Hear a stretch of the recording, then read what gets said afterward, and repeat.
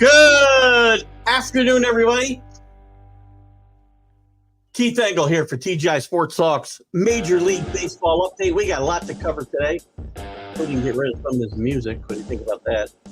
Great to have you with us. We'll take your topics and comments and whatnot, and we'll also talk about all the Major League Baseball trades, the weird Ohtani contract, and what my thoughts are there.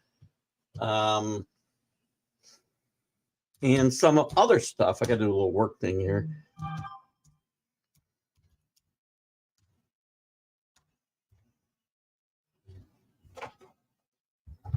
Okay, I'm back.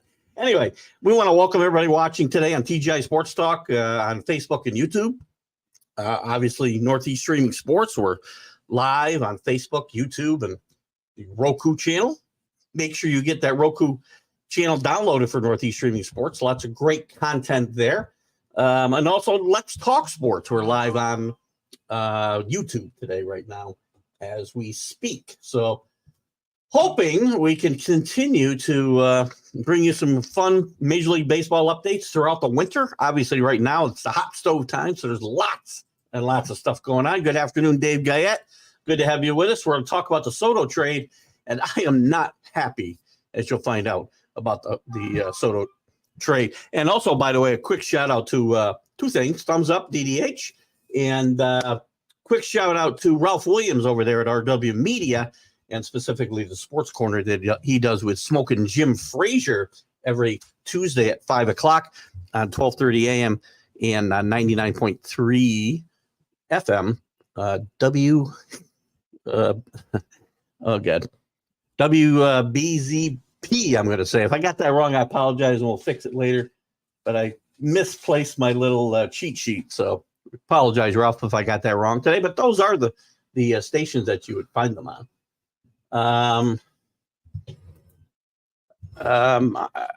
Hang on one second, guys.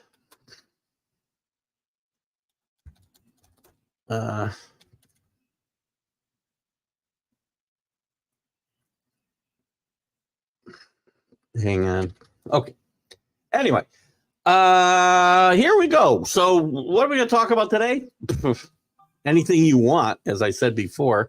I do want to get into Soto and the Yankees. I'm going to start with Soto and the Yankees. We're going to get into the rest of the trade news. Ohtani, obviously, big news there, signing that big $700 million contract and then deferring $680 million of it. Again, it seems to me that they're kind of bypassing or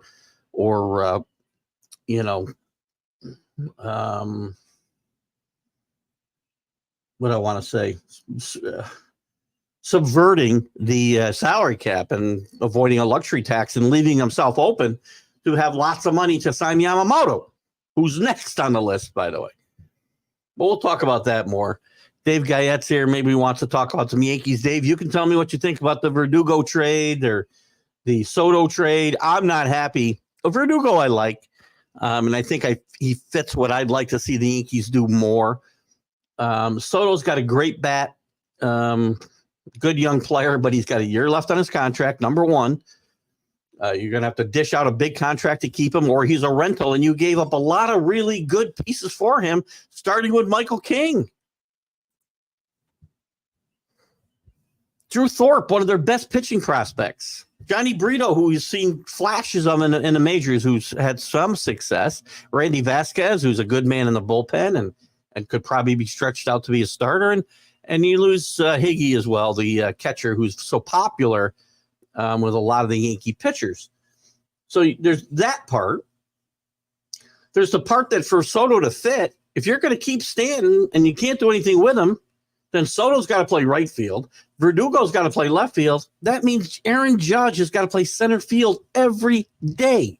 So not only do you increase the risk of injury for your number one player, the leader and the face of your team, but you also weaken the team. He's a good center fielder. He's a better right fielder.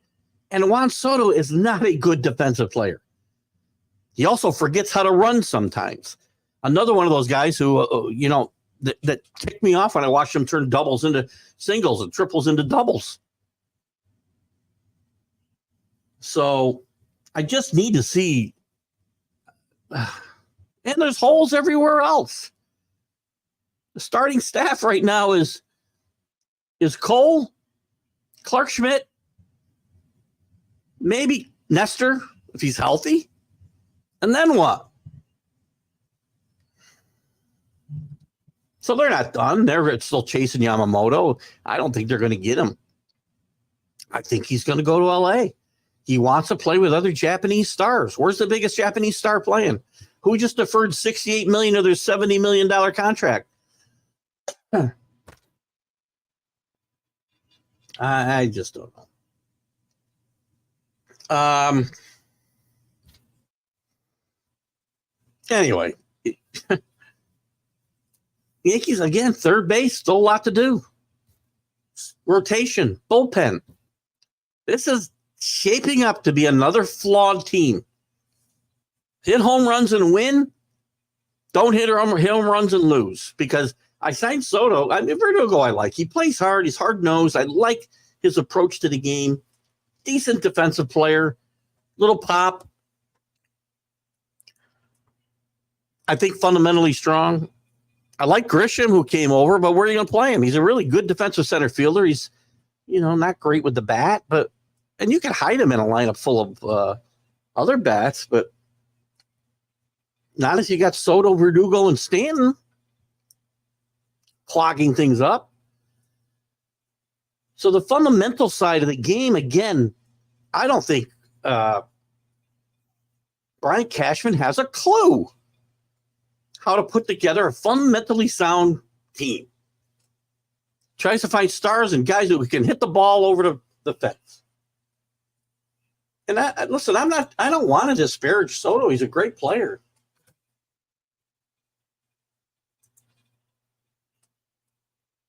So anyway, that's where I started the show. Any comments in those regards, feel free to bring up. I'm going to go through some of these other deals and see what kind of the thought is about some of them. Look at Ohtani. This looks like a great deal for the Dodgers. Yes, they got to pay a bunch of money. And Ohtani, by the way, he gets $700 million. He's going to get $2 million for the next 10 years. Now, it's not that you... He's acquired some great wealth, I'm sure, up until now. He's going to get $680 million deferred in a Bobby Bonilla type deal. I don't think nearly as far out. But it gives the Dodgers great flexibility to be able to go after more pitching. Their pitchers were all hurt last year, if you remember. They're going to be after Yamamoto. They're going to be after some other guys. They just brought Tyler Glasnow in a trade yesterday. Dodgers are going to be tough. And you know what? The Mark Mancinis of the world are going to berate the Dodgers. But the Dodgers, I'm telling you right now, this is a good baseball team. They got a good manager. You can say whatever you want about the Dodgers winning 100 and going out in the playoffs quickly. For Dave Roberts to be able to keep that team alive last year with losing all of his starting pitchers at one point or another during the season and multiple ones at a time, for all the injuries he had, his starting shortstop goes out before the season starts. He's winning games with a bunch of guys hitting under 200.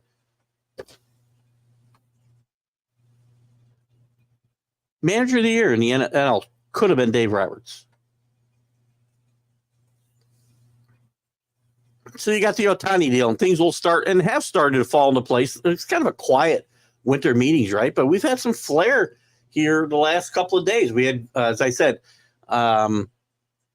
yesterday, we had the Dodgers acquiring one of the best pitchers in the American League. Injuries have been one of the only things to slow him down.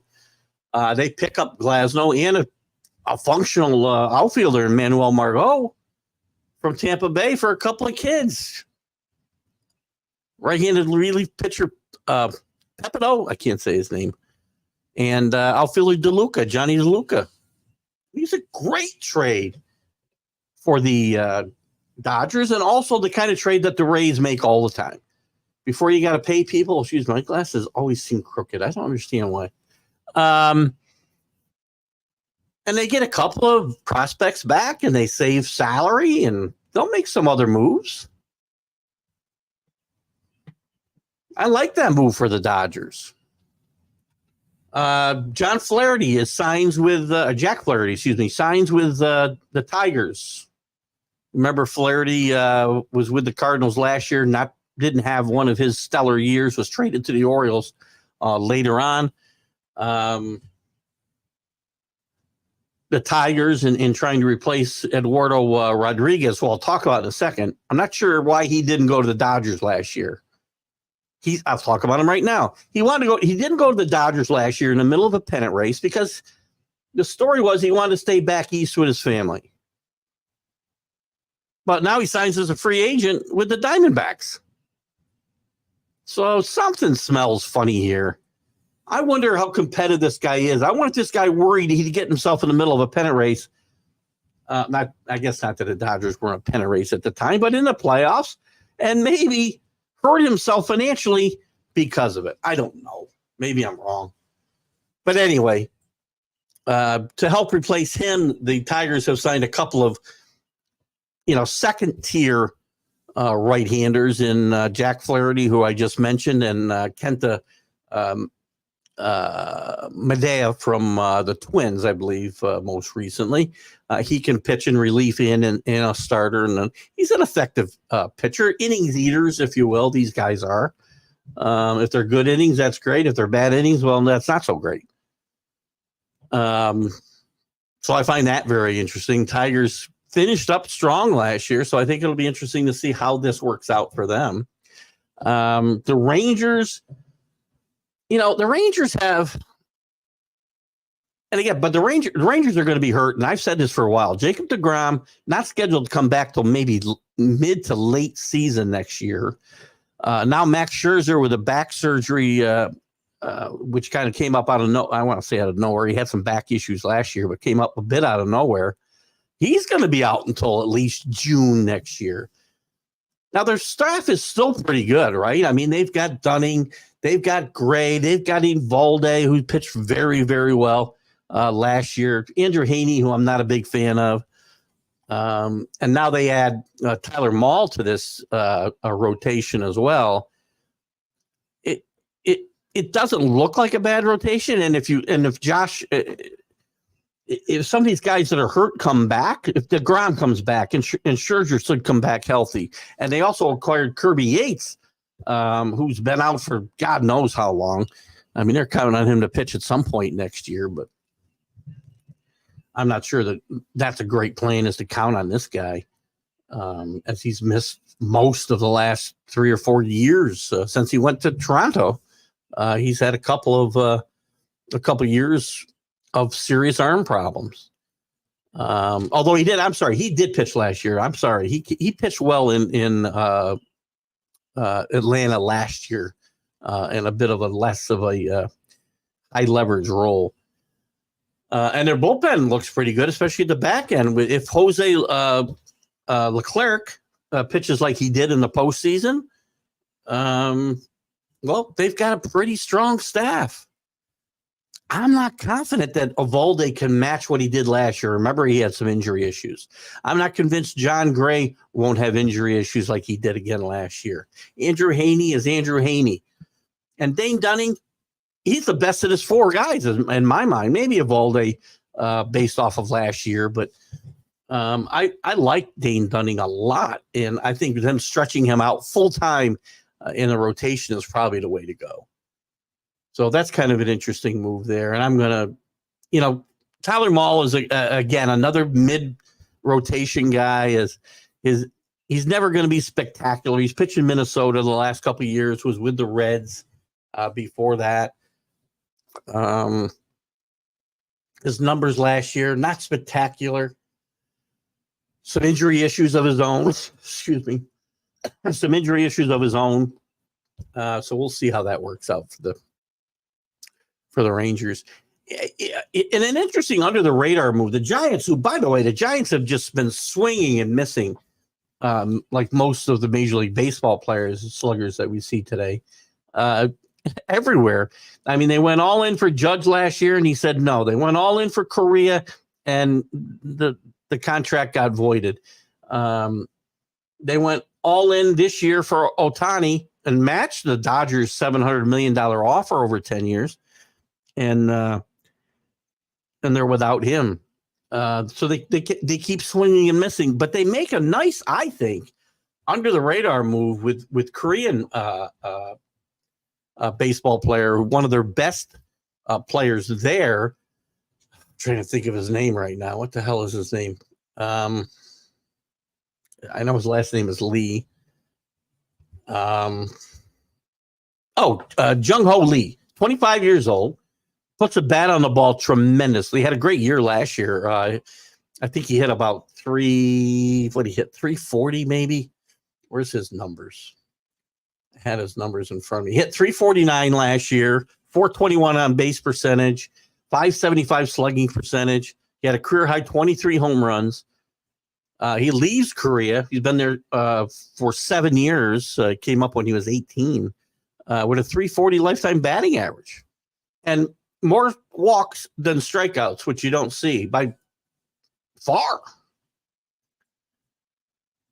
You know, some of the analytic gurus will project that his numbers would be 305, 386 on base percentage, just under 500 slugging percentage, 14 homers, 70 walks, 58 strikeouts. Pretty good numbers. He puts the ball in play. This guy would have looked good in Yankee Stadium, let me tell you right now.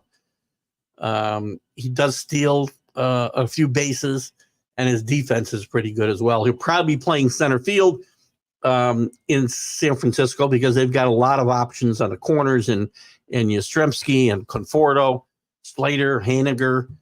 Haniger didn't do much for them last year, but they also had some horrible guys making contact. This team only hit 235 as a team last year, and their on-base percentage was atrocious as well. Might have been below 300 or at 300 at best. So I think this is a really under-the-radar A- signing for the Giants. And this is a place, you know, rather than the Yankees going after Soto, why don't I go after a guy like this so I can put in center field, put at the top of the lineup, and forget about him? You know, came at a reasonable price. I mean, relatively speaking, I think the contract he signed, which is fairly lucrative, 6 years and $113 million. But you compare that to what even Verdugo's getting, and even what, especially what Soto's getting paid and going to get paid. Don't forget the Yankees got to find a way to sign him, or he's a one-year rental, and you've wasted some of your best prospects on a one-year rental. So you're all in to win this year with a very, very, again, dysfunctional team. And I don't understand it. I just don't.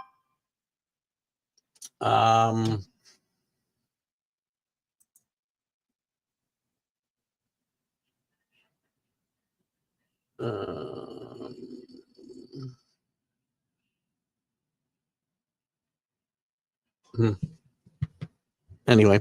I'm just reading a note from work, trying to multitask here today. So anyway, I think it's a really good move under the radar for the Giants. Good move. Yankees lose out. Pirates signed Rowdy Tellez, formerly of the Brewers. You know, 1 year, $3.2 million. This is a bad baseball team. This is a bad baseball player because he fits pretty well. He hit 215 last year, and his OPS was around if I could do the math, not even 600. Hit 13 home runs in 311 at bats. I'm not sure exactly, you know, where this move is going to go, so I wouldn't get too worried. The Royals, interestingly enough, spent $45 million over 3 years on Seth Lugo, formerly of the Padres and formerly of the Mets before that, who's been a really good, sneaky good pitcher, usually in relief. Has done some spot starting, and I think I would be shocked if Lugo wasn't going to be in the Ranger or the Royals rotation next year. So we'll see how that goes. So they did also pick up veteran lefty Will Smith, 1 year, $5 million lately of the Rangers. Before that, he was with the Braves, had some good years. Righty Chris Stratton, who was a big prospect here at one point and had some arm problems. He signs a small contract with $3.5 million for 1 year. And I guess, they only had about $30 million to spend in free agency. So maybe they've made the best of their money. I like Seth Lugo. Always like Seth Lugo. I hate to see his career being wasted now with the Royals. That's all. But again, really good pitcher. What do you got here for me, Rick Sherlock? Good afternoon. Dr. Paul's been making some of the same points as it relates to their holes in the past. I'll be interested in hearing his take tomorrow, as will I, Rick. And I try to comment on Dr. Paul's show, but he doesn't look at the comments, if you haven't noticed. And maybe I meant to mention that to him. Or maybe he doesn't, and he ignores mine. I don't know. But this is a bad move. I'm sure you're talking about the Yankees moves. And at the top of the show, I said this, and I'll talk about it more on Sunday myself. This just makes no sense for me to take my best right field. I've weakened my whole outfield defense by moving my best outfielder from his best position to right field to center field, where not only is he's good, but he's not as good a center fielder as a right fielder. Plus, I put his injury risk much higher. He's going to wear down. I don't care what Mac thinks. Mac thinks it's not a big deal for whatever reason. Playing center field is not any different than playing right field. Well, I'll tell you it is a huge difference. And I don't know how to explain it to people who haven't done it. Okay. I just don't. Plus you got a guy who, again, hasn't been known to bust it down the first base and turns doubles into singles and triples into doubles. And he's got a great bat. Other than that, I don't know. And everybody likes the kid. Just hustle a little bit. I see you run out fly balls and turn some singles into doubles instead of the other way around, then maybe my attitude will change. And play some defense, right? So anyway, what else? What else has been going on here since I've been gone? So the Royals signed Lugo. We talked about that. Boston, after trading Verdugo to the Yankees, I do like Verdugo. Again, I don't know if you heard what I said, Rick. I would have liked to get the Korean kid, Lee, that the Giants signed, put him in center field, forget about him, keep judging right. Lugo's a fine addition to play left. And you don't have to be so worried about Stanton clogging up the DH. Now, Boone said today that Stanton's lost some weight, by the way, and he wants to play in the field next year and blah, blah, blah, blah, blah. Heard it all before. He gets hurt every year. When he's not hurt, his numbers have been going down pretty much every year. Last year was just awful. Fundamental. They don't know how to put together a fundamentally sound team. Oh, let's talk about that. I'm not crazy. Tyler O'Neill had a nice year 2 years ago. The Yankees were after him at the deadline 2 years ago. Even this deadline, they were. He's a great athlete. He's a good defensive player. He got pretty good speed. Had a pretty good start in St. Louis when he came up in 2021. He hit 286 with 34 home runs and won a Gold Glove. But he's been going down, and he finished 8th in the MVP voting even.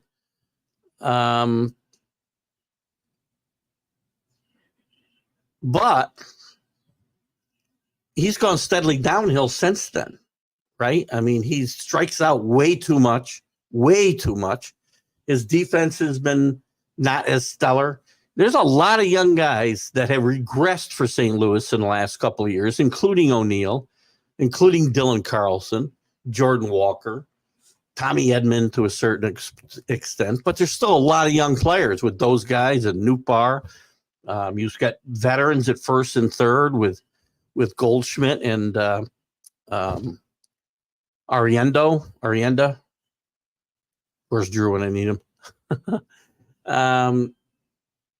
So this is a team that could bounce back quickly, and I like, they got a little bit of a pitching depth in Robertson and Santos back from the Red Sox, so might be a good move there. What do you got here, Rickster? I can't speak to the change in positions on baseball, but the same can be said about football. Left tackle and right tackle is completely different. It's just the amount of ground you got to cover out there on a day-to-day basis. And again, Judge does it fine. He's very proficient center fielder. He's not as good a right as he is in right field, where he's a Gold Glover. And again, you just put him at greater risk because you're constantly backing up plays in left field and right field, in the middle of the infield. And again, just more balls are hit that way than anywhere else. That's why you have your speediest guys in center field and your best defenders in center field.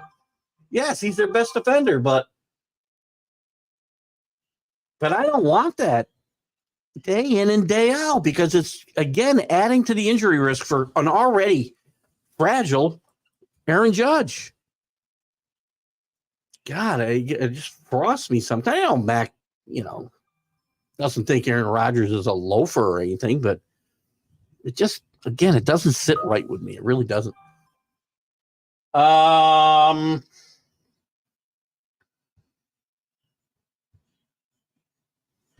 Anyway, what else has happened? The Reds add to a loaded infield. It was a very strange signing for the Reds, signing Candelario, another guy. Remember last year he was traded from Washington to the Cubs, had his career year last year. Yankees, another guy the Yankees were chasing at the trade deadline with no success. Had some decent success. He had a great early season. Still had some success with the Cubbies. The Reds have a ton of infielders. I mean, obviously India's got to go, and also I'm trying to think of the other guy that they have. This is already going to push Spencer Steer into the outfield most likely. You're set at shortstop with Dela Cruz. You're set at second base with Matt McLain. Strand, I should say, and Carcione Strand over there, I guess.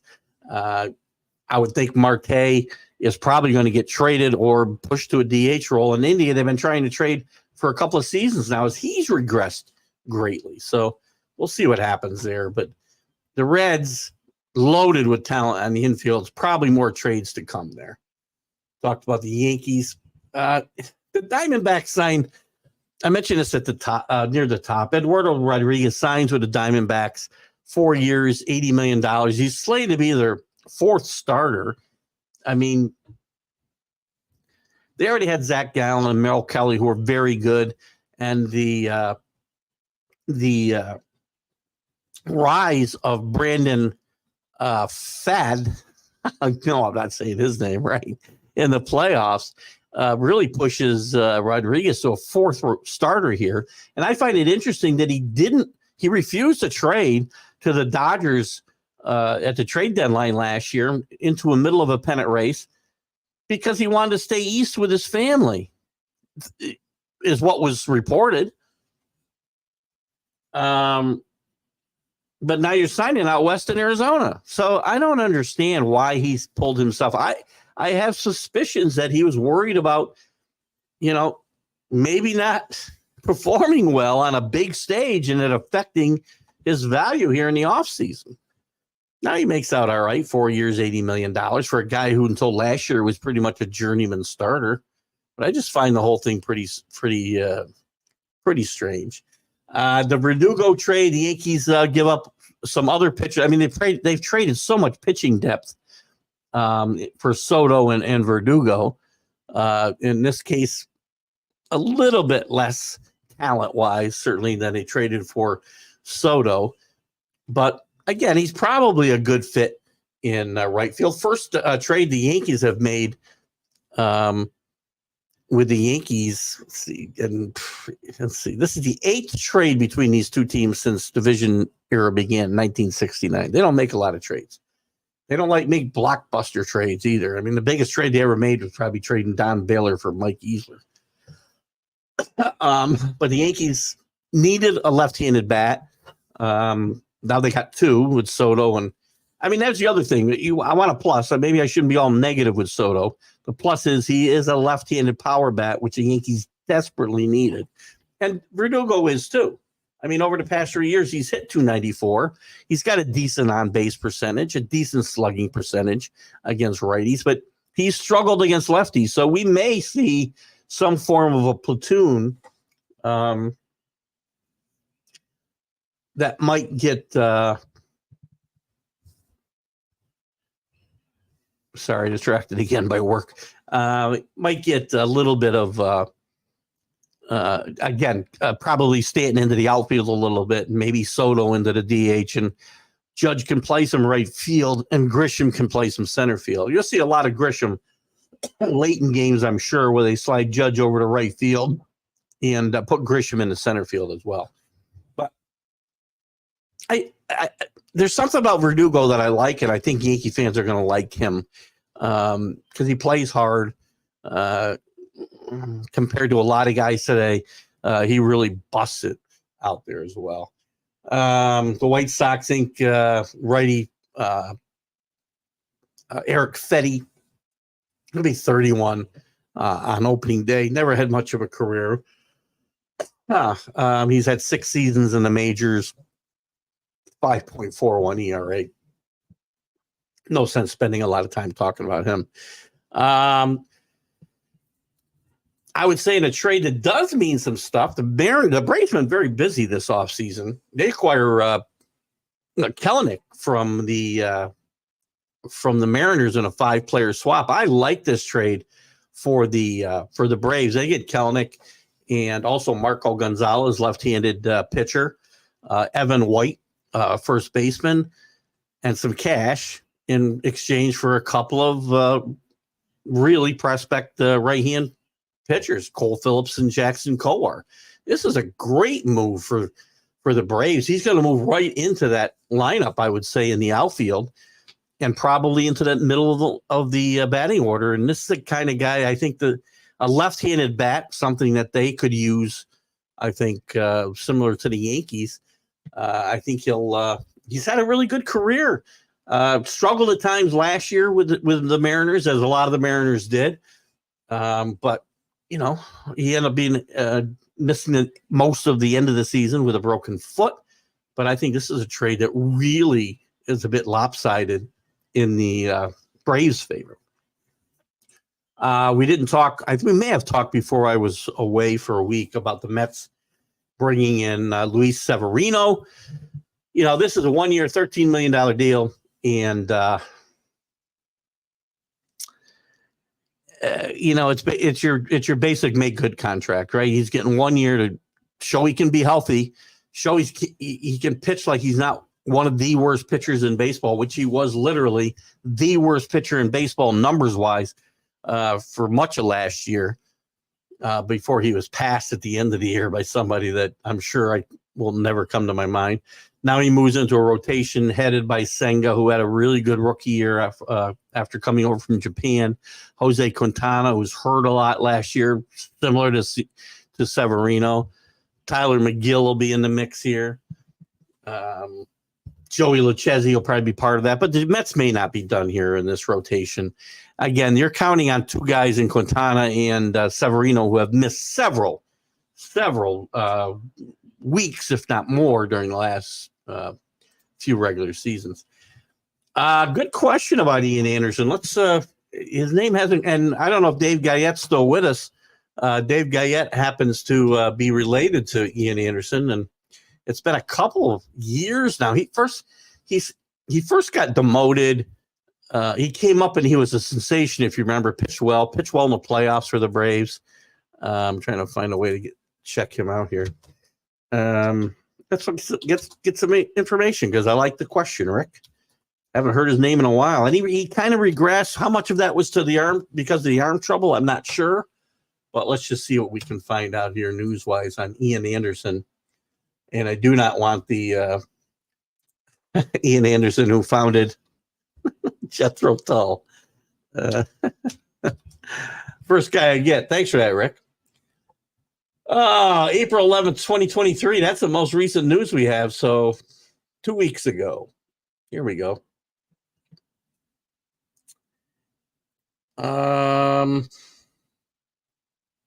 That was in April. Let's look at this article from 2 weeks ago. This is a review of his season. Well, we know that that's not really results. We know we're around. 2024 outlook. Injury timeline can vary from player to player. So there's a lot of uncertainty. Still, Anderson's timetable seems to suggest a return sometime in 2024. If you remember, he had Tommy John surgery in April, kind of late, right? And this is yearly a year plus before guys get back. So we'll see. So the rest of this news piece says, of course, there are a lot of questions surrounding Anderson's recovery and eventual effectiveness. Best case scenario for the Braves, of course, an ad pops up in front of me, is going to involve him coming back healthy to pitch the way he did before the shoulder injury derailed him in 2022. As I mentioned, a lot of his lack of effectiveness or decrease in effectiveness, as you will, because he wasn't terrible, was because of this injury. If it takes all of 2024 and gives him a way to make the rotation in 2025, then so be it. He still projects as something like a fourth starter that could stay healthy enough to pitch 80 innings or so when he returns. This would be next year. But that's a very centralized estimate and takes into account all sorts of possible paths for him going forward. So still recovering, still optimistic, apparently, in the Braves world. This was written by a writer for the who covers the Braves. And this is actually an article about his 2023 season in review, and the one-time top prospect and postseason hero struggled in 2022 and lost his entire 2023 to injury. So there you have your Ian Anderson update. Good question, Rick. Haven't thought about Ian in a while. Glad to talk about it. Speaking of pitchers, man, there's a lot of tier 2, maybe even tier 3 pitchers available. Sonny Gray, who's done really well everywhere he's pitched except New York with the Yankees, has pitched really well the last few years with the Twins, pitched really well with the A's before that. He has signed a 3-year, $75 million deal with the Cardinals. Again, filling out the depth chart with free agency is not always the St. Louis way to go, but they've done pretty well here, and this has been their splashiest signing yet. He was a finalist for the American League Cy Young Award last year. So he also joined some other veterans, Lance Lynn, Kyle Gibson, who also signed with St. Louis this year. So St. Louis, again, trying to rebuild that pitching staff on the fly. Lots of trades for lots of young arms and now some veteran arms that you see. Especially Lance Lynn signed a 1-year contract. Kyle Gibson signed a 1-year contract. Sonny Gray is a notch above those guys. Those guys are tier 3 at best. Sonny Gray's solidly on tier 2. We talked about Medea, not from the movies, going from the Twins to the Tigers, as they've now signed John Flaherty as well to try to make up for the loss of Eduardo Rodriguez. And hopefully they'll get further development from guys like Matt Manning and Casey Mize and guys that will contribute to that rotation as well.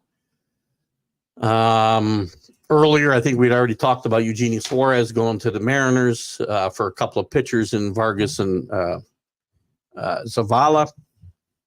I still think, I know Drew is higher on this trade for the Diamondbacks than I am.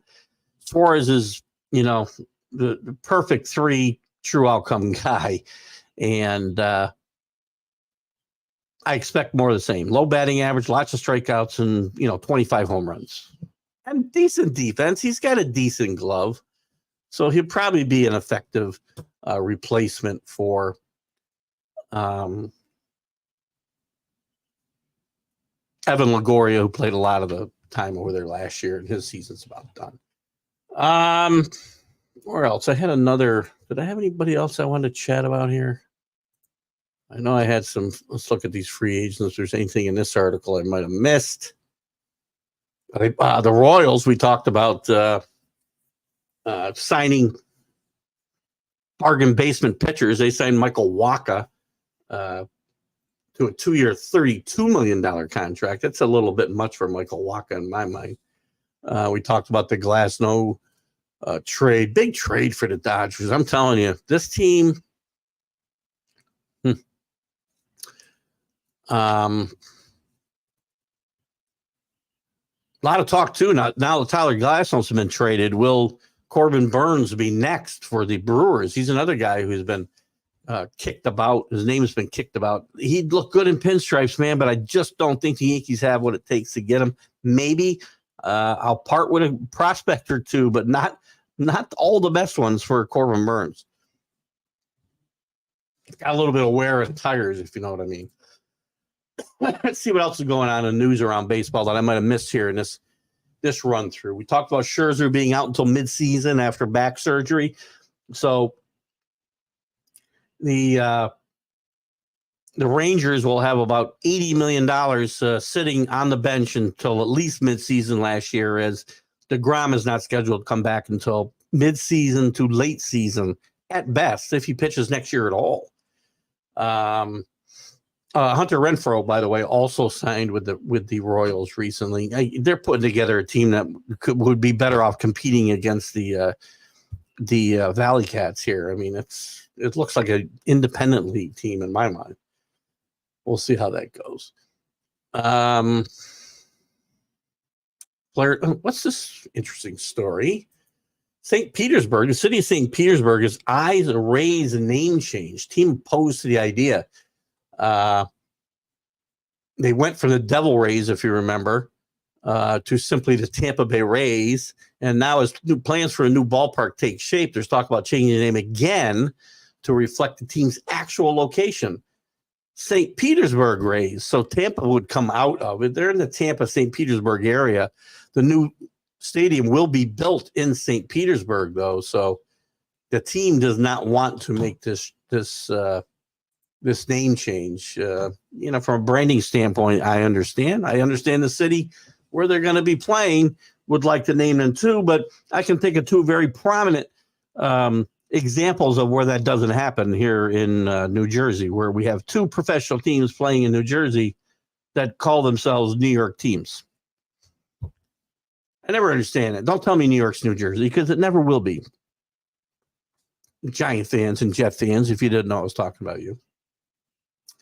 The Orioles lease at Camden Yards is heading to a vote. They want a new stadium. That was a state-of-the-art stadium, it seems like 10 years ago.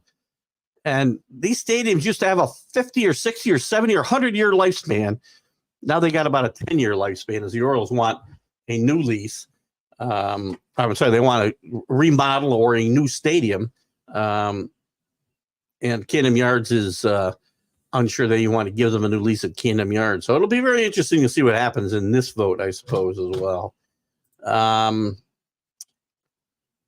What else? We talked about that.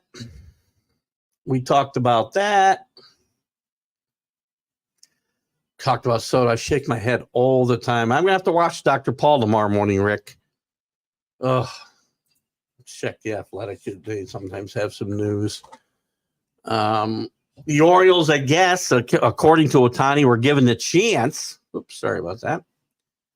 We're given the chance to match the offer the Dodgers gave. And remember, the Giants did match the offer, but they declined to do that.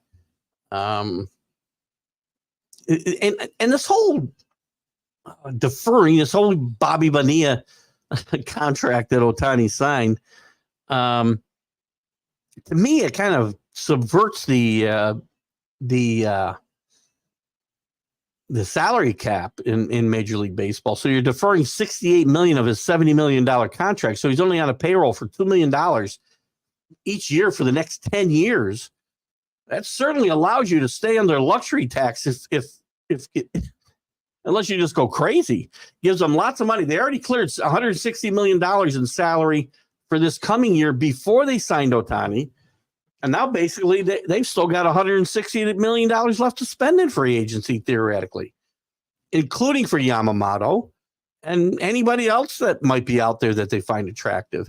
And to me, it's circumventing the the basic bargaining agreement just a little bit. We'll see how that goes. I did hear that I did not hear about Washington Wizards. I got a funny line about that, by the way. I did hear, in fact, somebody this morning, I think it might have been CA, was talking about the fact that the Capitals were looking to move to Virginia. It is a cesspool there, and it's funny. If you remember, I don't know if you know this story, Rick, but back in the, I want to say the late 70s, it might have been the 80s, when they were the Bullets, the Washington Bullets, before they were the Washington Wizards. They played in Washington, and they wanted Bullets. The reason they changed the name from the Bullets is because they didn't want to be associated, the name associated with violence. So they took Bullets out of the name, where a lot of people thought it would have been more effective if they wanted to disassociate themselves from crime and violence, or crime. I guess it was crime, not necessarily violence. But if they wanted to really take crime, what am I trying to say here? If they really wanted to disassociate their name from crime, they would take Washington out of their name and not Bullets. So I thought that was always a very funny line. I don't know what writer said that. I did not make that up. Of course, I'm not that smart, given my Perth degree and all. What time we got here? 3:47. We got a few minutes left. If anybody's got any kind of comments they want to chat about, I'll look for a couple other quick notes of things that might catch my my drift. The whole Ohtani thing does smell funny to me, and I'll be surprised if the league doesn't step up and say, contracts can't be written this way, because you are, subverting the rules for the salary cap, just to try to avoid a tax. So I don't know that they'll step in here. They're not going to void this contract, certainly, but some of the language might have to change at some point. Probably can't do it now, but going forward, we could see some changes there. I mean, those were my two big stories of the week, were certainly Ohtani and Soto. I'm looking forward. I'll recap my Soto take. Not terribly happy with the trade. I thought they might have done better bringing in a lesser tier. Cody Bellinger would have been a great guy to bring in. I think this Lee kid from Korea that the Giants signed would have been a great guy to bring in. Because, the Soto thing brings too many things. I gave up too much for him in my mind. I love Michael King. The progress Michael King was making and pitching out of the bullpen, and they were getting ready to lengthen him out to be a starter. And he's got the ability to be a top-line starter in this league. That's too much. Thorpe, one of the best prospects in the organization. And all of the other pitchers all had some upside. It's shown either upside with the Yankees at one point, like Brito, some downside too. But again, there's a growing thing going on.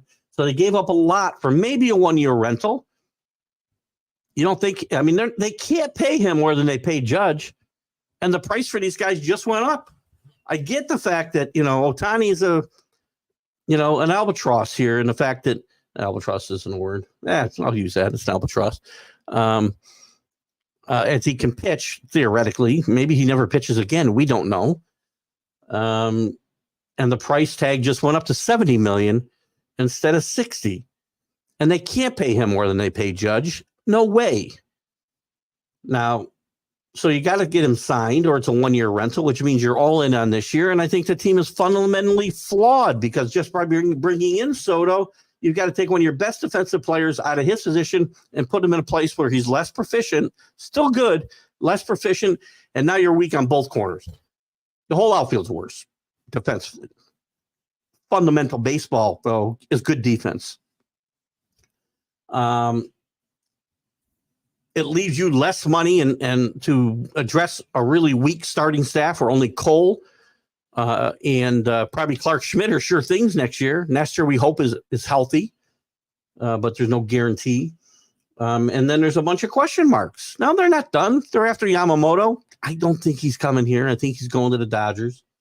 So we're going to end up with some lesser tier starting pitchers. We're going to overpay for another Carlos Rondon. Told you what was going to happen there last year. And I said to you, remember where you heard it first, when that guy breaks down or pitches horribly because he doesn't have the makeup, and you saw he didn't have the makeup for Yankee Stadium when he tried to come back from injury late last year and was flipping fans off with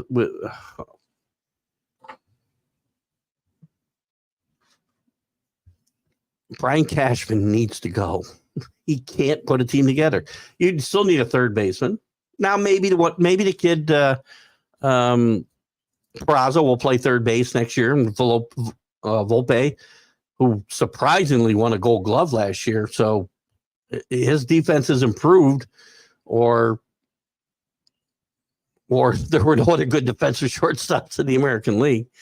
I expect a big jump from Volpe next year. Less strikeouts. I don't need a lot of more power. The power he supplies is fine. Improve the batting average, improve the on-base percentage, lower the strikeouts. So we'll see how that turns out, right? I don't have much else to chat about. I mean, we still got, there's still some prime guys out there left, in Yamamoto and Bellinger. Yankees, I'm sure, are out of the Bellinger sweepstakes now. Talked a lot about him going to the Giants. Giants keep swinging and missing, man. We'll see what they do. Blake Snell is still out there. Jordan Montgomery is still out there. Dylan Cease is still out there. So again, there's a lot of guys out there for the Yankees to really overpay and bring in here. I don't want them to bring in a Blake Snell.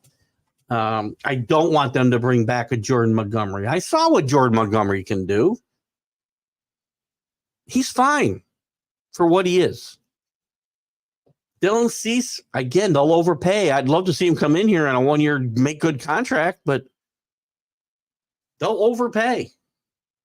Glasnow's off the market. Matt Chapman is a guy with the Blue Jays who I think the Yankees probably are still in contact with. He would look good here in my mind. Good glove, and I think a good just a good makeup, I think, to play on this team. The opposite of Josh Donaldson, right? Josh Hader's out there and available. I want to really see Holmes moved into that 8th inning role, even a 7th inning role, and out of that high leverage 9th inning spot. Get Josh Hader in here. Josh Hader will pitch any place in the game, and that's another thing Aaron Boone needs to start to do. Don't save your closer for the 9th inning when you may not even get there. There are high leverage situations all throughout the game, and you can't be afraid to use your top guy in those positions. The game could be on the line in the 5th inning, 6th inning, 7th inning. See how I count? I do pretty good, right? Don't get yourself locked into my closer's got to pitch. Come in with nobody out and pitch in the 9th inning. Let's get back to the way these guys should be used and leverage in a situation where they should be making the money that they make to do the job that they do. Put out fires. Not just pitch the last three outs. That's about all I got for now. There's some of the guys that are still available, some of the guys that are signed, some of my thoughts on it.